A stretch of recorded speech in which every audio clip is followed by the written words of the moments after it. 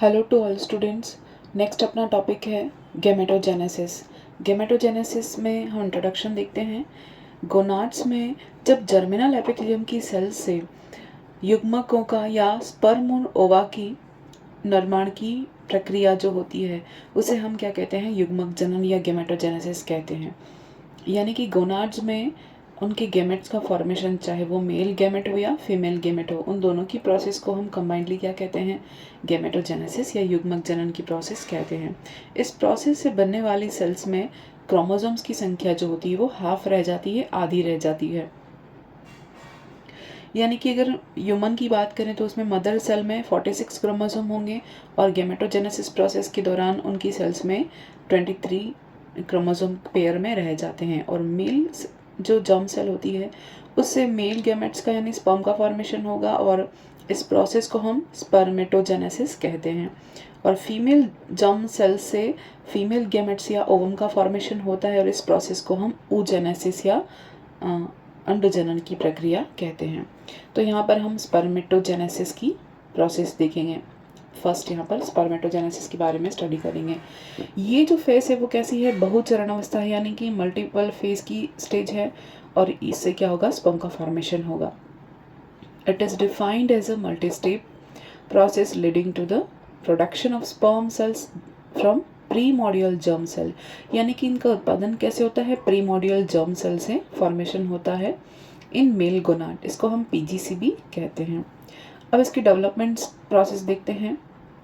Once the vertebrate PGC, यानी कि जब वर्टिब्रेट की PGC arrive at the genital ridge of male embryo, they become incorporated into the sex cord and remain there until maturity. यानी कि जब vertebrate की PGC कहाँ genital ridge में, एम्ब्रियो के जेनाइटल रीच में पहुँच जाती है, तब वो क्या करेगी, एक सेक्स कोड का फॉर्मेशन करेगी और रिमेन देयर अंटिल मैच्योरिटी, और वहीं पर जब तक मैच्योर नहीं हो जाती वहीं पर रहेगी।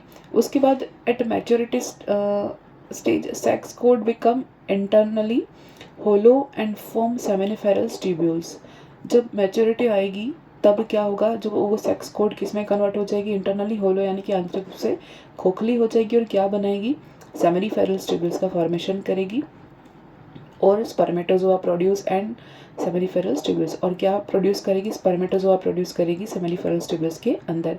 अब ये सेमिनिफेरस ट्यूब्यूल्स के अंदर दो प्रकार की कोशिकाएं होती है। पहली होती है कॉलमनर सेल्स, दूसरी होती है क्यूबॉइडल सेल्स।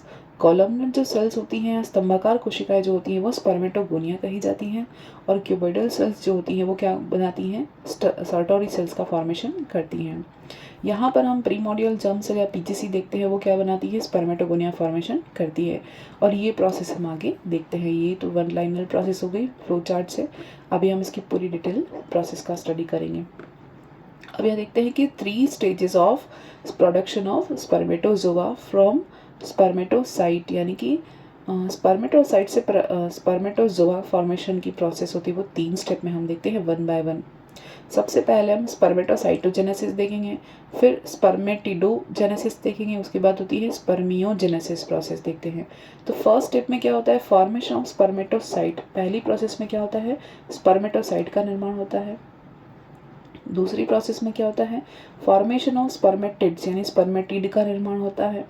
और थर्ड प्रोसेस में क्या होता है, क्रिएशन ऑफ स्पर्मेटोजोआ, यानी स्पर्मेटोजोआ का क्रिएशन होता है, यानी कि मोटाइल स्पर्म का फॉर्मेशन होता है।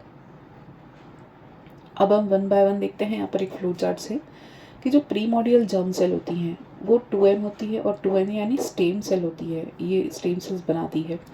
इनमें या इसको हिंदी में हम कहेंगे प्राथमिक आदि जनन कोशिका। प्रीमोडियल जर्म सेल जो होती है वो माइटोटिक डिवीजन करती है और माइटोटिक डिवीजन के थ्रू क्या बनाएगी, टाइप A1 स्पर्मेटोगोनिया बनाती है।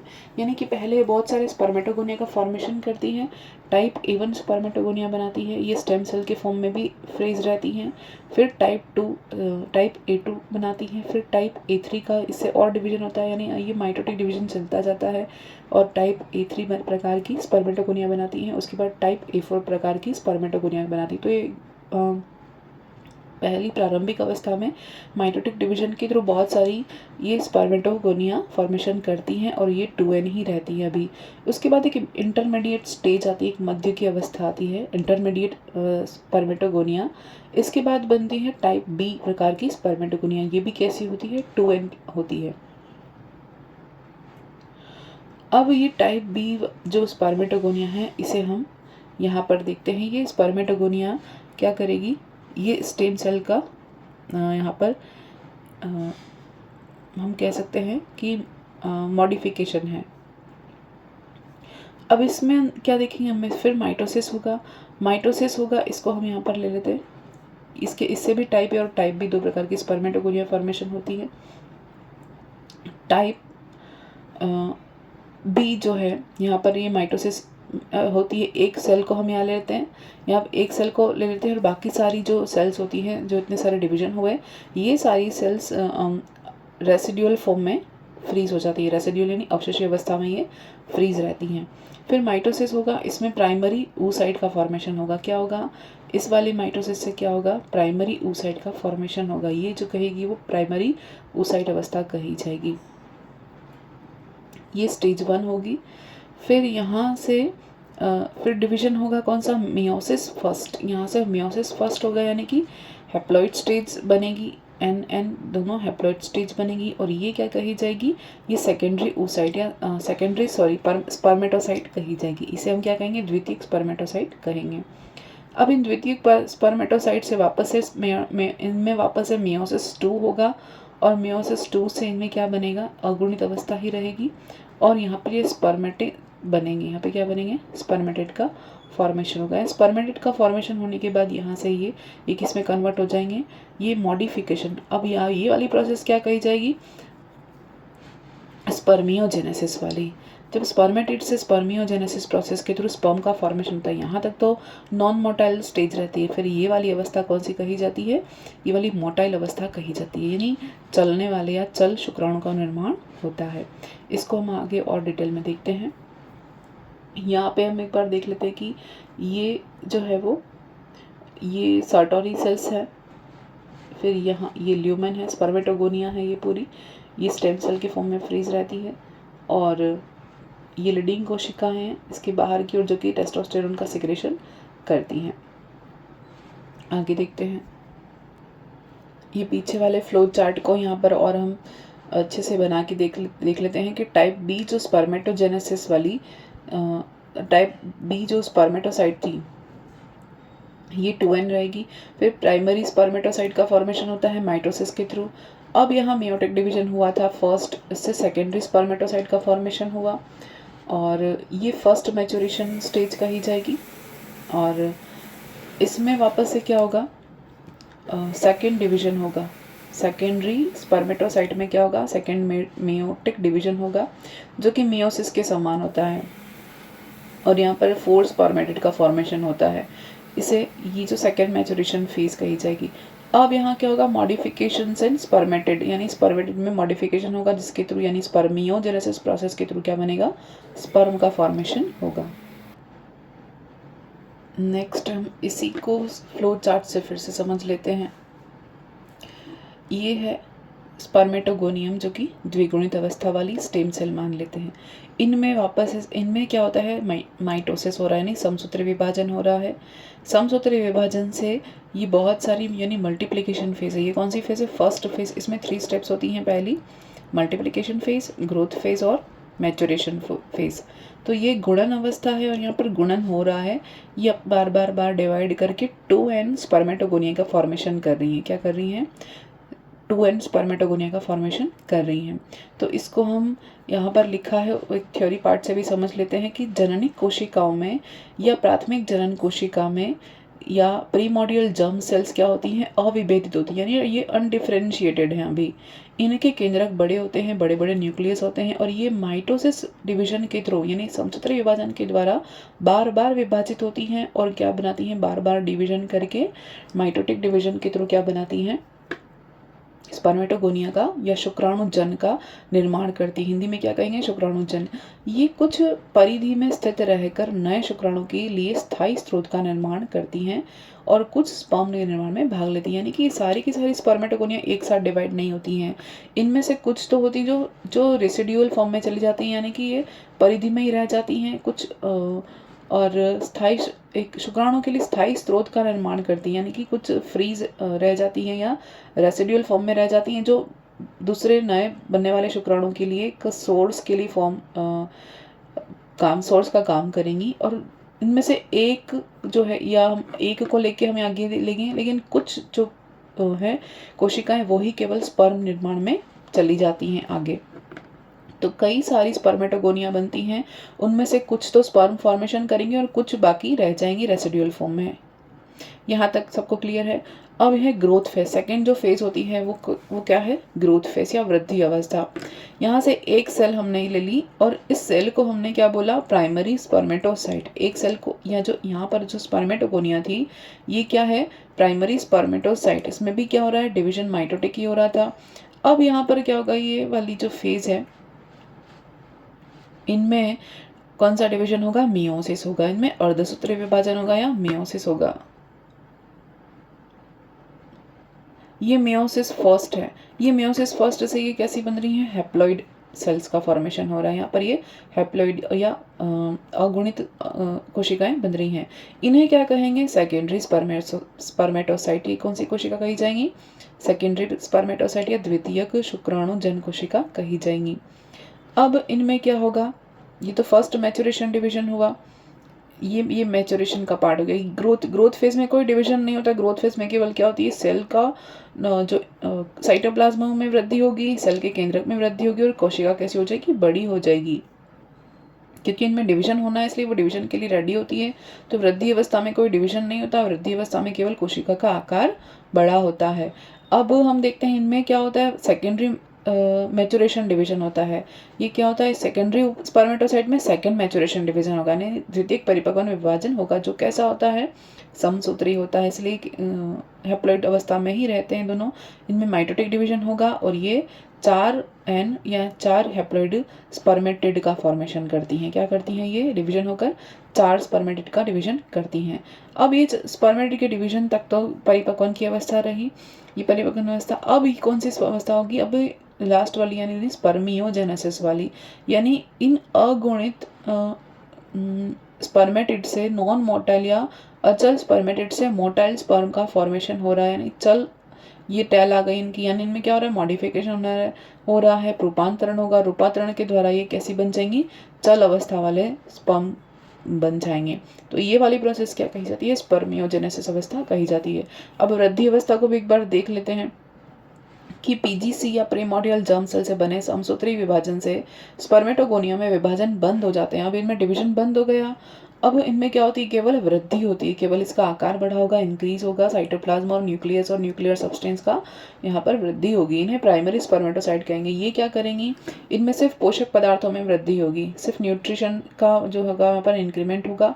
और ये जो कही जाएगी, कौन सी कही जाएगी? प्राइमरी स्पर्मेटोसाइट कही जाएगी, प्राथमिक शुक्र जनन कोशिका कही जाएगी। फिर हम देखते हैं परिपक्वन अवस्था या मैच्योरेशन फेज। इसको हम यहाँ पर देख लेते हैं थ्योरी पैटर्न में कि प्राइमरी स्पर्मेटोसाइट में 2 बार डिवीजन होता है।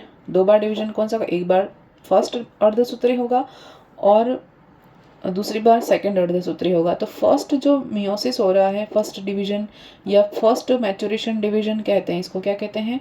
फर्स्ट मैच्योरेशन डिवीजन भी कहते हैं।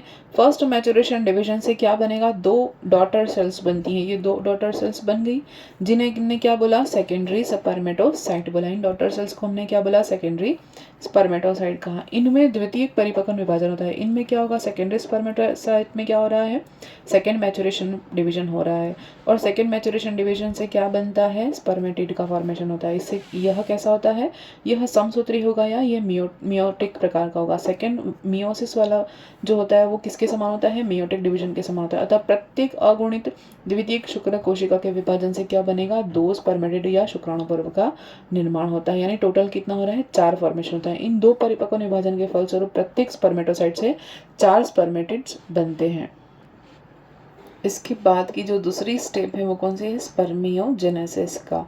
स्पर्मियोजेनेसिस, इसमें क्या होता है, modification of spermatid into sperm, यानी कि स्पर्मेटिड का स्पर्म में रूपांतरण होता है। ये कैसी अवस्था थी, इमूवेबल थी। स्पर्मेटिड्स कैसे थे, इमूवेबल थे, और ये कन्वर्ट हो जाते हैं, spermatid convert and create sperm. कैसे हो जाते हैं, मोटाइल स्पर्म में कन्वर्ट हो जाते हैं। इनमें अगुणित केंद्रक, माइटोकॉन्ड्रिया, गोल्गी, तारक केंद्र और दूसरे ऑर्गेनल्स प्रेजेंट होते हैं। और ये डिफरेंस और चेंज ड्यूरिंग स्पर्मियोजेनेसिस, यानी कि इनमें सब में विभेदन हो जाता है। स्पर्मियोजेनेसिस के दौरान सब में परिवर्तन आता है। तो क्या क्या परिवर्तन आता है देखते हैं। सबसे पहले यहाँ जो फॉर्मेशन ऑफ हेड, सबसे पहले हेड का फॉर्मेशन होता है। क्या होगा कि जो स्पर्म है उसमें, उसके हेड में एक्रोसोम और केंद्रक से मिलके बना होता है। स्पर्म का हेड किससे बना होता है, एक्रोसोम और केंद्रक से मिलके बना होता है। अब इनमें इसका सबसे पहले हमें क्या करना है, अगर मूवेबल बनाना है तो इसका वेट लॉस करना पड़ेगा, और वेट लॉस कराने के लिए हमें जो जो अनवांटेड चीज़ें हैं उन्हें रिड्यूस करना पड़ेगा। जो जो काम की चीज़ें सिर्फ वही रखेंगे और बाकी सारी चीज़ों को धीरे धीरे रिड्यूस करते जाएंगे। तो सबसे पहले वाटर लॉस करेंगे, क्योंकि पानी का यहाँ ज़्यादा काम है नहीं। फिर क्रोमोसोम्स कंडेंस हो जाएगा, कोशिका द्रव्य, क्रोमोसोम्स यानी गुणसूत्र कैसे हो जाएंगे, कंडेंस हो जाएंगे। फिर आरएनए और न्यूक्लियोलस लॉस हो जाएंगे, रिड्यूस हो जाएंगे, यानी आरएनए का भी कोई फंक्शन है नहीं, क्योंकि डीएनए चाहिए हमें। क्रोमोसोम में डीएनए ज़्यादा, डीएनए इंपॉर्टेंट है क्योंकि जेनेटिक मटेरियल है। आरएनए का हमें कोई यहाँ काम नहीं है। और न्यूक्लियोलस का भी ज़्यादा लॉस हो जाएगा। फिर यहाँ पर सेंटर पार्ट में हम क्या कहेंगे, न्यूक्लियस चेंज शब, यानी कि केंद्र में आ जाएगा, न्यूक्लियस अपने आकार में परिवर्तन करेगा और न्यूक्लियस कैसे हो जाएगा, एक्सट्रेंसिक हो जाएगा, यानी एक्सेंट्रिक हो जाएगा। सेंटर से न्यूक्लियस कहाँ चला जाएगा, साइड में चला जाएगा। न्यूक्लियस तो है इंपॉर्टेंट, लेकिन ये साइड में चला जाएगा। और दूसरी स्टेप है फॉर्मेशन ऑफ एक्रोसोम। अब हमने फर्स्ट स्टेप क्या देखी, फॉर्मेशन ऑफ हेड। अब क्या बना रहे हैं हम, एक्रोसोम बना रहे हैं। एक्रोसोम किससे बनता है, सभी को पता है कि गोल्गी से बनता है। यहाँ जो सिस्टर्नी होती है गोल्गी की, वो क्या करेंगी, secrete secretion and form a dense granule proacrosomal granule. जो सिस्टर्नी होती हैं वो क्या करेंगी, एक सिक्रेशन सिक्रेट करेंगे और ये कैसी हो जाएंगी, डेंस हो जाएंगी। एक डेंस ग्रेन्यूल या प्रो एक्रोसोमल ग्रेन्यूल का फॉर्मेशन करेंगी। ये एक्रोसोमल वेसिकल्स बनाएंगी जिसमें एक्रोसोमल ग्रेन्यूल प्रेजेंट रहेगा। और गोल्गी रेस्ट जो होता है, रेस्ट रिमूवल बाय स्पर्म, यानी कि जो अवशेषी गोल्गी है वो क्या हो जाएगा, स्पर्म के द्वारा रिमूव कर दिया जाएगा, क्योंकि उसकी आवश्यकता नहीं है। अब हम थर्ड स्टेप है फॉर्मेशन ऑफ नेक। इस नेक का फॉर्मेशन, एक्रोसोम की नेक का निर्माण। नेक फॉर्मेशन बाय सेंट्रियोल्स, किससे बनती है, सेंट्रियोल से बनती है। और 2 सेंट्रियोल प्रेजेंट होते हैं। यहाँ पर कितने सेंट्रियोल होते हैं, 2 सेंट्रियोल होते हैं। प्रॉक्सिमल सेंट्रियोल और डिस्टल सेंट्रियोल 2 प्रकार के होते हैं। समीपस्थ केंद्र तारक केंद्र और दूरस्थ तारक केंद्र होते हैं। प्रॉक्सिमल सेंट्रियोल जो होता है वो enters into ovary and take participation in first division. तो जो प्रॉक्सिमल जो सेंट्रियोल होता है वो ही स्पर्म में जो होता है वो ओवरी में एंटर करता है और फर्स्ट मैचुरेशन डिवीजन में हेल्प करता है। पहला जो डिवीजन होता है वो इसी के एंटर करने के बाद होता है। उसके बाद है formation of middle piece, middle भाग का निर्माण। मध्य भाग का निर्माण किससे होता है, इसमें सबसे ज़्यादा माइटोकॉन्ड्रिया प्रेजेंट होते हैं। क्यों, क्योंकि एनर्जी की ज़रूरत होती है, इसको मूव कराने के लिए किसकी ज़रूरत होती है, माइटोकॉन्ड्रिया की ज़रूरत होती है। तो माइटोकॉन्ड्रिया जो होते हैं उनकी एक यहाँ पर एक माला के समान एक स्ट्रक्चर बन जाती है एक्रोसोम के अंदर, जो क्या कही जाती है, निबेन करण कही जाती है। ये बहुत इंपॉर्टेंट एग्जाम में आता है। और ये साइटोप्लाज्म की जो लेयर हो जाती है उसको मैनशेट बोलते हैं। क्या बोलते हैं, मैनशेट। और माइटोकॉन्ड्रिया की जो कवरिंग है या एक यहाँ पर माला की एक स्ट्रक्चर बन जाती है स्पर्म के चारों ओर मध्य भाग में, जिसको क्या कहते हैं, निबेन कर्ण बोलते हैं। और साइटोप्लाज्म का जो आवरण रह जाता है मोटा, क्योंकि साइटोप्लाज्म डेंस हो जाएगा, ज़्यादातर तो हटा ही दिया जाता है क्योंकि इसकी आवश्यकता नहीं होती है। और लेकिन कुछ पार्ट रह जाते हैं, इंपॉर्टेंट होते हैं ऑर्गेनेलिस के लिए, तो वो क्या कहा जाता है, मैनशेट कहा जाता है। फिर फॉर्मेशन ऑफ टेल का निर्माण। अब हम देखते हैं बाय सेंट्रियोल, किससे बनती है? टेल सेंट्रियोल से बनती है। कौन सी टेल से बनती है? डिस्टल सेंट्रियोल से बनती है। फिर इलोंगेशन ऑफ सेंट्रियोल, यानी कि सेंट्रियोल के इलोंगेशन से स्टेल का फॉर्मेशन होता है, लंबी हो जाएगी तो सेल का निर्माण होगा। फिर एक्सियल फिलामेंट का फॉर्मेशन होता है। लैक ऑफ साइटोप्लाज्मा, टेल में साइटोप्लाज्मा बिल्कुल नहीं होता क्योंकि उसकी आवश्यकता नहीं होती है। और sperm deposit in centriole Sertoli cells, यानी कि स्पर्म किस में डिपॉजिट होता है? सर्टोली सेल्स में डिपॉजिट होता है। नेक्स्ट देखें,